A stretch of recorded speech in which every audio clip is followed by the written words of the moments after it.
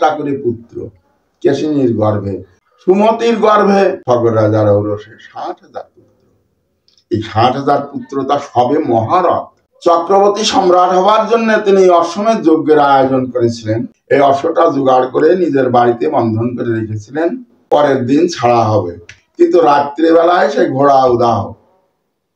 গোপনে স্বর্গের ইন্দ্র রাজা ওই ঘোড়াটা নিয়ে কপিল মুনির পাতালপুরে কপিল মুনির আশ্রমে রেখে দিয়েছিলেন।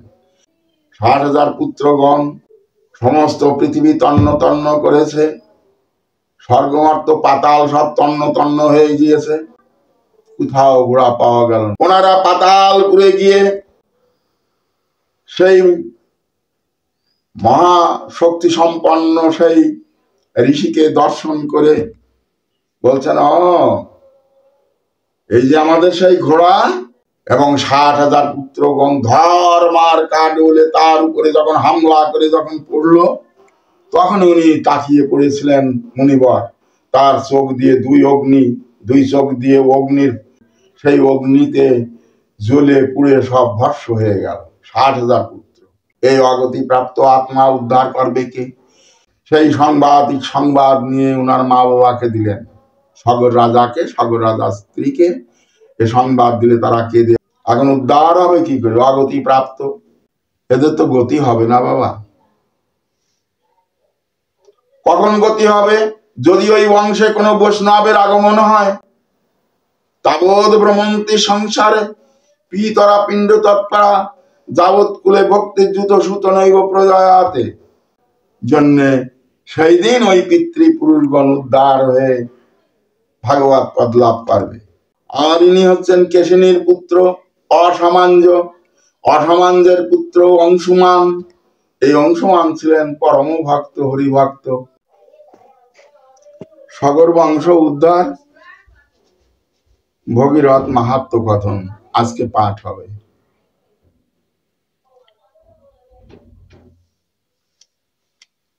নবম স্কন্ধ থেকে বলছি। সূর্য বংশে বাহুক ছিলেন, এই বাহুকের পুত্র সগর রাজা। বাহুকের অনেক স্ত্রী ছিল, কিন্তু কোন স্ত্রীতে তিনি সন্তান উৎপন্ন করতে পারেন নাই। বাহুক একচ্ছত্রীয় রাজা হলেও অনেক উৎপাত তার রাজ্যে ছিল। সেই উৎপাতগুলো তিনি দমন করে নিজে শান্তির সহিত রাজ্য স্থাপন করবেন, এটা খুব কঠিন ছিল। তালভঙ্গ, শক, হৈহয়, বর্বর, হুন, কিরাত, ম্লেচ্ছ, জবন, এইসব দল গোষ্ঠী নিয়ে উনি রাজ্যের ভিতরে শান্তি পাইতেন না। তাই কোনো একদিন তাদের সঙ্গে রাজ্যে যুদ্ধ হলো। তাদের সঙ্গে যুদ্ধে তিনি পরাহত হয়ে রাজ্যের থেকে বিতাড়িত হয়ে উনি ঔব নামক এক ঋষির আশ্রমে গিয়ে বসবাস করতে লাগলেন। স্ত্রীগণ সহ সকলেই ঔব নামক ঋষির আশ্রমে বসবাস করতেন। ঔব ঋষি অনেক প্রতাপশালী এবং পরম ভক্ত, পরম যোগী, পরম ঋষি। তিনি ভগবানের এত পরিমাণে ভগবানকে আয়ত্ত করেছিলেন, তার ইচ্ছায় সব জগতে সবই যেন হতো। মনে হয় তার ইচ্ছায় যেন ভগবান সবকিছু করতেন। এইরকম ঋষি তিনি ঔব নামক একটা অস্ত্র সৃষ্টি করলেন। বাতাসের ভিতরে আগুন জ্বলবে, ঔবানল।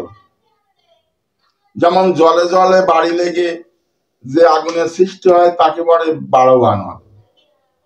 গাছে গাছে ঘর্ষণ লেগে যে অগ্নির সৃষ্টি হয় তাকে বলা হয় দাবানল। আর বাতাসের ভিতরে যে অগ্নির সৃষ্টি হয়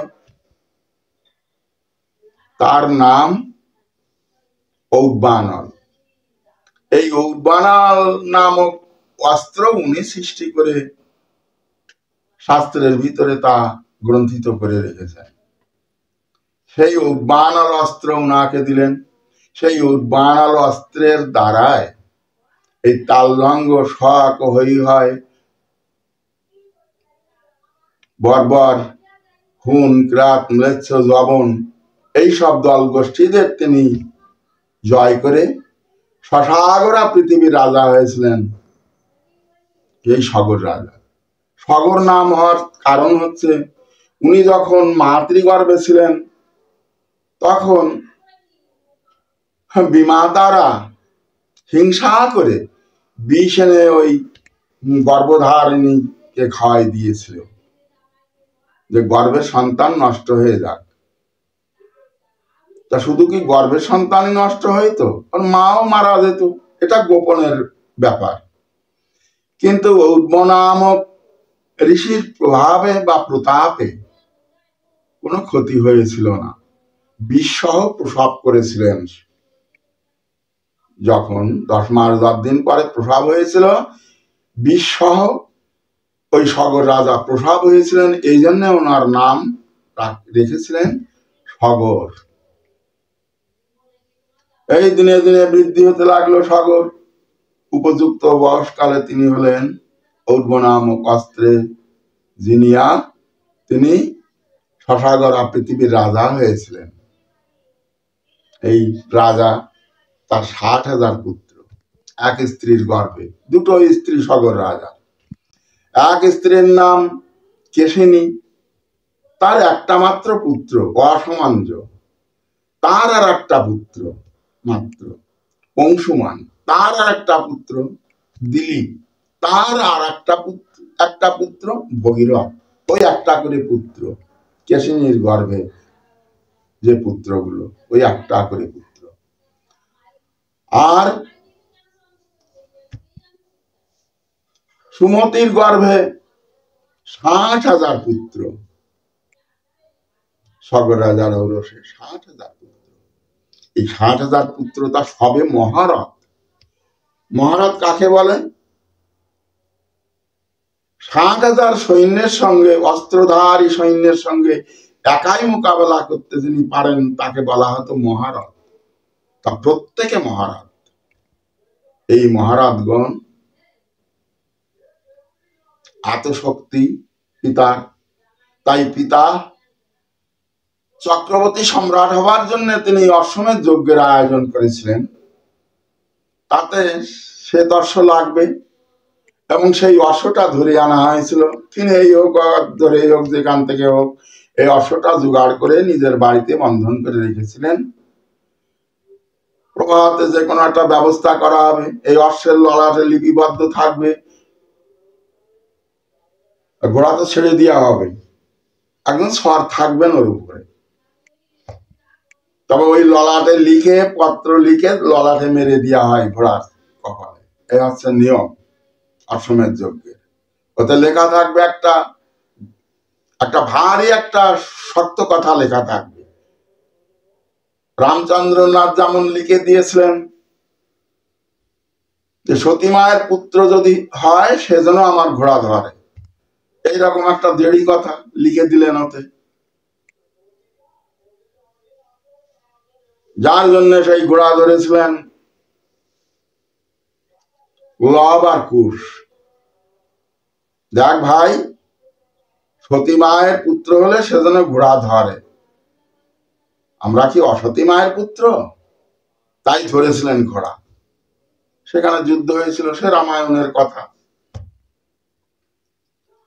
তেমনি ওতে একটা কথা লেখা থাকবে যে ঘোড়াটা এনেছেন সগর রাজা, হয় লেখা থাকবে যে সতী মায়ের পুত্র হলে সেজন্য ঘোড়া ধরে, না যার সহস্র বাহু আছে সেজন্য আমার ঘোড়া ধরে, অথবা যে পিতার পুত্র হবে সেই যেন ঘোড়া ধরে। এইরকম কথা লেখা জন্যই ঘোড়াটা রাখা হয়েছিল, পরের দিন ছাড়া হবে। কিন্তু রাত্রিবেলায় সেই ঘোড়া উধাও। গোপনে স্বর্গের ইন্দ্র রাজা ওই ঘোড়াটা নিয়ে কপিল মুনির পাতালপুরে কপিল মুনির আশ্রমে রেখে দিয়েছিলেন। এই কপিল দেব মহাশক্তি সম্পন্ন মুনি, ইনি ভগবানের অবতার, একজন অংশ অবতার। কপিল ভগবান আবার মুনি তিনি, কপিল ভগবান। এই কপিল ভগবানের আশ্রমে ওই ঘোড়াটা রেখে দিয়েছিলেন। কিন্তু সাগরের 60,000 পুত্র মহারথগণ, তাদের কাছে কি অসম্ভব আছে জগতে? কিছুই অবসম্ভব নাই। 60,000 পুত্রগণ সমস্ত পৃথিবী তন্ন তন্ন করেছে, স্বর্গমর্ত পাতাল সব তন্ন তন্ন হয়ে গিয়েছে, কোথাও ঘোড়া পাওয়া গেল না। এবার পৃথিবী খনন করতে হবে পাতালপুরে। পৃথিবীর পাতাল একটা আছে, এই পাতালপুরে খনন করতে করতে করতে করতে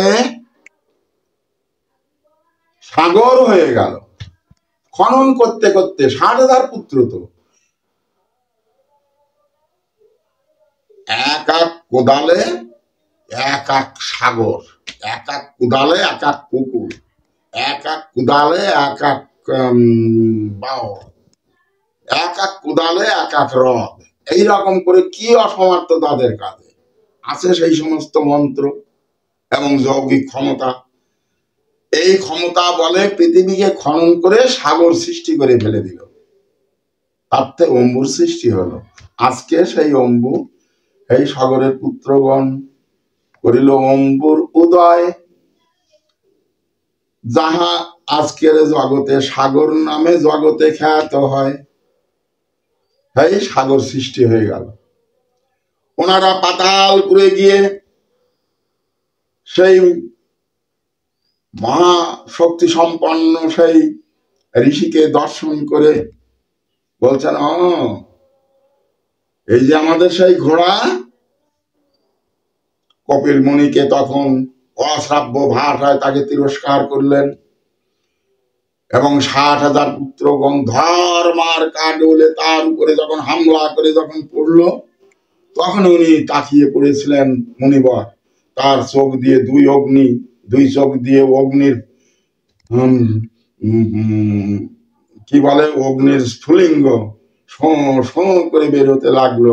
সেই অগ্নিতে জ্বলে পুড়ে সব ভস্ম হয়ে গেল 60,000 পুত্র। ওই পাতাল অগতি প্রাপ্ত হয়ে 60,000 আত্মা ঘুরে বেড়াতে লাগলো। এই অগতি প্রাপ্ত আত্মা উদ্ধার করবে কে? এ সংবাদ একজন সাংবাদিক, ওনাদের ভিতর থেকে একজন সাংবাদিক আছে, কোন সাংবাদিক পাঠিয়েছিলেন হয়তো পরে পাতালপুরে।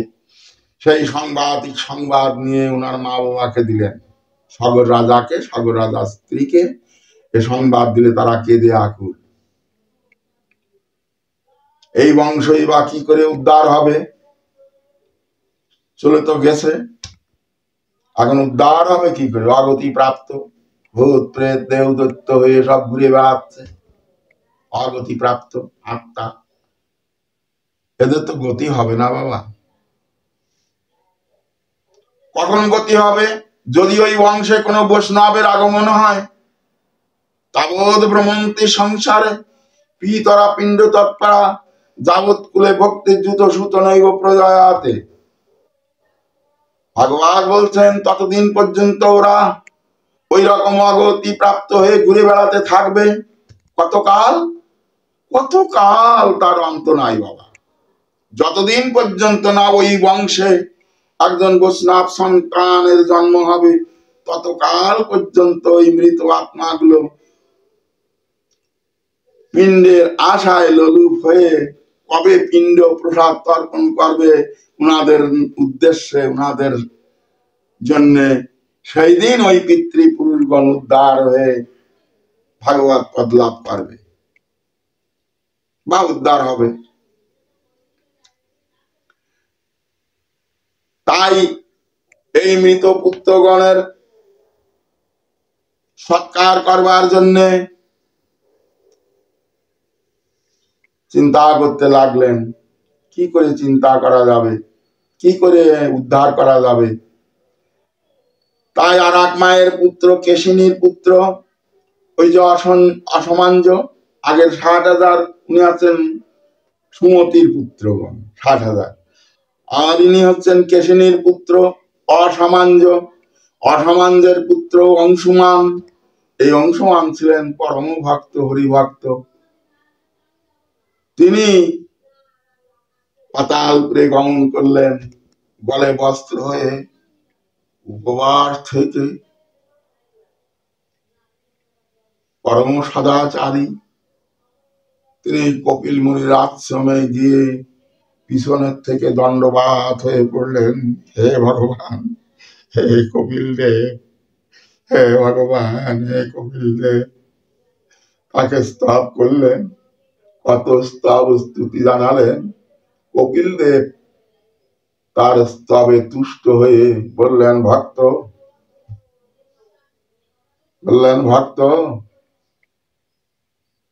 বর চাও। বললেন, কি বর চাইব প্রভু? হে নারায়ণ,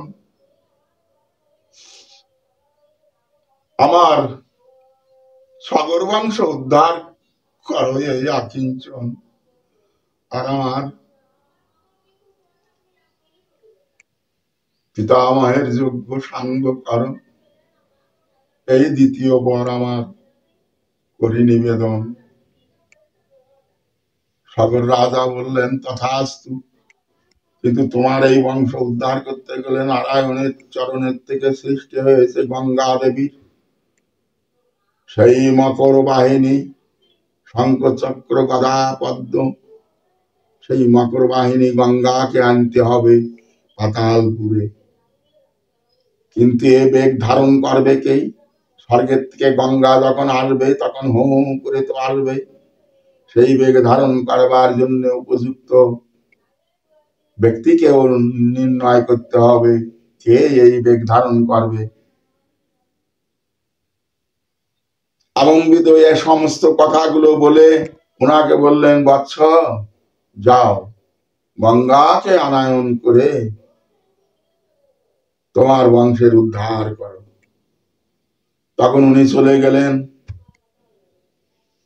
গিয়ে গঙ্গাকে আনায়নের জন্য উনি তপস্যা করলেন মা গঙ্গার। এই তপস্যা করলেন মা গঙ্গার।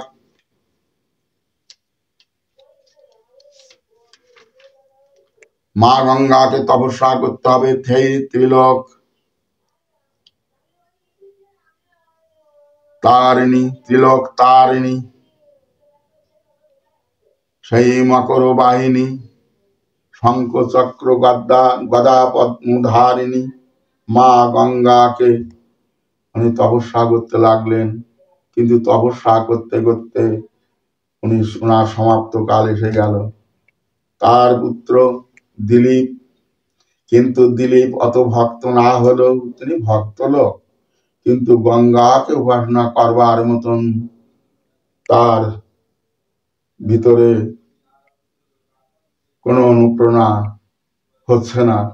তাই তিনি শুধুমাত্র গঙ্গাকে স্মরণ করেই, আর ওই ভগীরথ নামক পুত্রকে উনি জন্ম দিয়েছিলেন। উনারই ঔরসে ভগীরথের জন্ম। এই ভগীরথ যখন জানতে পারলেন পিতার মুখে, গঙ্গাকে দেবীকে না আনতে পারলে আমাদের এই বংশ, পিতৃকুলের বংশ উদ্ধার হবে না। ভগীরথ ছোট মানুষ, তখন তিনি চিন্তা করলেন যে যদি জন্মে জন্মগ্রহণ করে এই জীবন যদি আমার পিতৃপুরুষগণের আত্মার উদ্ধার করতে না পারি, তবে জীবন অনার্থ, এ জন্মও অনার্থ। তাই ভগীরথের হৃদয়ে গঙ্গা দেবীর আবির্ভাব করবার জন্য, হবার জন্য উনি গঙ্গা দেবীর উপাসনা করতে শুরু করলেন। গঙ্গা দেবী তার উপাসনায় এক পদে দাঁড়িয়ে, এইরকম কর জোড়ে এক পদে দাঁড়িয়ে, না খেয়ে না ধুয়ে না ঘুমায়ে বহুকাল তপস্যা করছে। মা গঙ্গে, মা গঙ্গে। গঙ্গা দেবী তুষ্ট হয়ে বলছেন, হে ভগীরথ শারদোগাচার, যেই জন যেই জন হরি ভক্ত ভক্ত সে আমার, হে ভগীরথ ছাড়ো যোগাচার। যেই জন হরি ভক্ত ভক্ত সে আমার। দেবী বলছেন হরিভক্ত হলে সব দেব দেবতায়, দেব দেবী দেবতায় সকলেই তাকে শ্রদ্ধা করে, কিন্তু হরিভক্ত না হলে ওই সেই দেবতাই যা শ্রদ্ধা করে, আর অন্য কেউ করেন না। কিন্তু হরিভক্ত বলে বলছেন আমারও প্রিয় সে। বৎস, তোমার মনের অভিপ্রায়টা আমাকে ব্যক্ত করো। বলে মা, আমার পিতৃপুরুষগণ পাতালপুরে তারা কপিল মুনির কোপগ্নিতে তারা ভস্মীভূত হয়ে অগতি প্রাপ্ত হয়ে রয়েছে, তাদের উদ্ধার করো দাও মা, তুমি দয়া করে উদ্ধার করো মা। মা বললেন আমি তো উদ্ধার করব, আমি নারায়ণের চরণ থেকে আমার সৃষ্টি হয়েছে, কিন্তু আমার বেগ যখন ধরাধামে নিপতিত হবে, সে বেগ ধারণ করবে কে বৎস? সে ধারণ করবার জন্য একজনকে তো প্রয়োজন। উনি বলছেন আমি আশুতোষকে আমি নিযুক্ত করব মা, কিন্তু আমি তো ধরাধামে অবতীর্ণ হব, আমি তো ধরাধামে যাব, কিন্তু আমার বেগ তুমি আশুতোষ দিয়ে ধারণ করাবে, কিন্তু পাতালপুরে যাওয়ার জন্য আমাকে কে নিয়ে যাবে? তাহলে আমি নিয়ে যাব মা, আমি আগে আগে যাব। হ্যাঁ তুমি আগে আগে যাবে, শঙ্খ বাজাতে বাজাতে আমি পিছনে পিছনে কুলকুল করে প্রবাহিত হতে থাকবো। এই গঙ্গা দেবী স্বর্গে, গঙ্গা দেবী স্বর্গে, স্বর্গে অলকানন্দা, পাতালে ভগবতী, আর এই মর্তে গঙ্গা নামে সেই গঙ্গা দেবী কুলকুল রবে প্রবাহিত হবেন। তাই ভগীরথকে এই কথা বলে মা বললেন কিন্তু বৎস, আমার পরশে যত পাপী তাপী সকলে উদ্ধার হয়ে যাবে, শুধু তোমার বংশ নয়, পাপী তাপী সকলে উদ্ধার হবে আমার পরশে, কিন্তু আমার কি গতি হবে বৎস? ভগীরথ বললেন মা, ভাবাদ বিদা ভাগবত প্রভু তিথি কুর্বান্তি তীর্থানি শান্তাশ্চনা গদাভৃতা। হে মা, পরম হরিভক্ত যারা, তারা শান্তিত্ব স্বরূপ, তারা যখন তোমার গর্ভে অবগাহন করতে নামবে, তাদের পরশে তুমি পবিত্র হয়ে যাবে মা।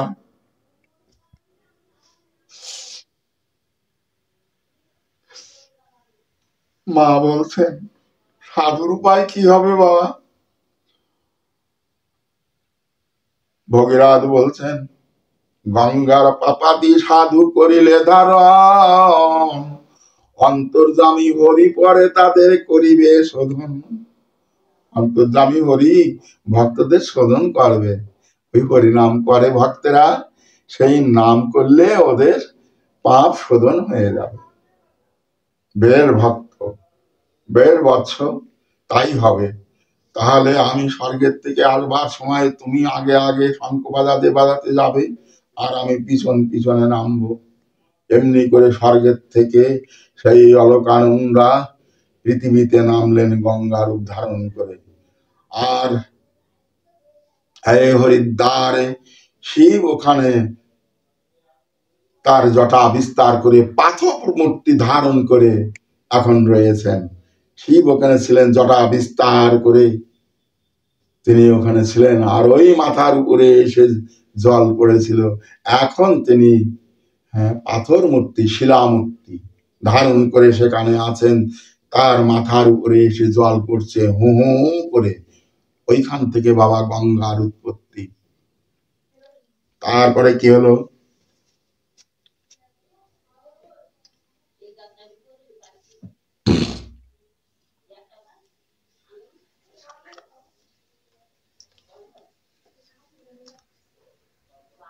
স্বরূপ গঙ্গার পাপাদি সাধু করিলে ধারণ, অন্তর্যামী হরি পরে করেন শোধন। গঙ্গার পরশে যত পাপীগণ ভগীরথ মহিমাতে পাইল মোচন। উনি গঙ্গাকে নিয়ে আসলেন, এনে ওইখান থেকে পাতালপুরে নিয়ে গেলেন। পাতালপুরে গিয়ে ওনার সেই যে সমস্ত পিতৃপুরুষগণ ছিলেন অগতি প্রাপ্ত হয়ে তাদের স্পর্শ হলো গঙ্গা, তারা সকলেই উদ্ধার হয়ে হরিগুণ গান গাইতে লাগলো। আর পরমানন্দে ভগীরথ মহিমাতে পাইল মোচন, বংশের উদ্ধার করি ভগীরথ রায়, হরিপদে মতি রাখিতে দিলেন কায়ে। ভগীরথ মাহাত্ম কথা হলো সমাপন, যাহা শুনি পাপি তাপি হয় পাপ বিমোচন। হরি হরি বল সবে ভরিয়া বদন,